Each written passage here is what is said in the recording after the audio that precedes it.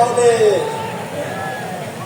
ভাইরা আমার, 24-এর অভ্যুত্থানের মধ্য দিয়ে এই বাংলাদেশে যে নতুন প্রজন্মের জন্ম হয়েছে, যে নতুন রাজনৈতিক জনগোষ্ঠীর আবির্ভাব হয়েছে, সেই নতুন রাজনৈতিক জনগোষ্ঠী এমন, যদি কোনোভাবে বাংলাদেশের কোনো কোণে কোনো বিপদ আসতে থাকে, এই প্রজন্ম জীবন দিয়ে সেই বিপদ মোকাবেলা করবে। আমার নতুন যে প্রজন্মের জন্ম নিয়েছে, যে রাজনৈতিক জনগোষ্ঠীর আবির্ভাব ঘটেছে, আমরা এমন ভাবে নিজেদেরকে তৈরি করেছি, আমরা নিজেরা নিজেদেরকে জবাবদিহিতার মধ্যে রাখতে বদ্ধপরিকর। বাংলাদেশের মানুষেরা যুগের পর যুগ ধরে যে বঞ্চনার শিকার হয়ে এসেছে, সেই বঞ্চনা থেকে মুক্তির জন্যই আমাদের শহীদরা জীবন দিয়েছেন। আমাদের আহতরা এখনো পর্যন্ত তারা তাদের অপূর্ণাঙ্গ দেহগুলি আমাদের কাছে উপস্থিত হয়েছে। ভাইরা আমার, নতুন যে বাংলাদেশের স্বপ্ন আমরা দেখি, সেই বাংলাদেশে আমরা বিভাজনের রাজনীতি দেখতে চাই না। এই বাংলাদেশের মানুষ হিন্দু, বৌদ্ধ, মুসলমান, এই বাংলাদেশের মানুষ খ্রিস্টান, বিহারি, চাকমা, সাঁওতাল, আমরা কারো মধ্যে কোনো পার্থক্য করতে চাই না।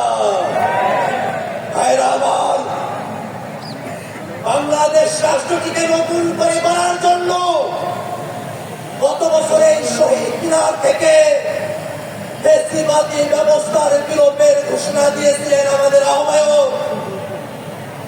সেই ধারাকে সমুন্নত রাখতে জাতীয় নাগরিক পার্টি এনসিপি বাংলাদেশের রাষ্ট্র কাঠামোতে মৌলিক সংস্কারের কথা বলেছে।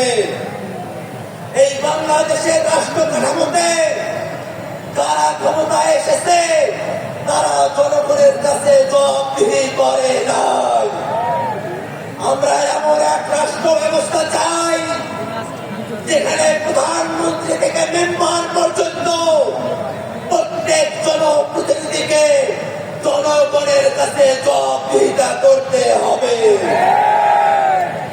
বাংলাদেশের মানুষেরা বিগত সময়ে ক্ষমতা হস্তান্তরের সময়কালে একদলীয় যে কর্তৃত্ব দেখেছে, যে ফ্যাসিবাদী আচরণ দেখেছে, প্রশাসনের যে দলীয়করণ দেখেছে, সামনের বাংলাদেশে আমরা তা চাই না।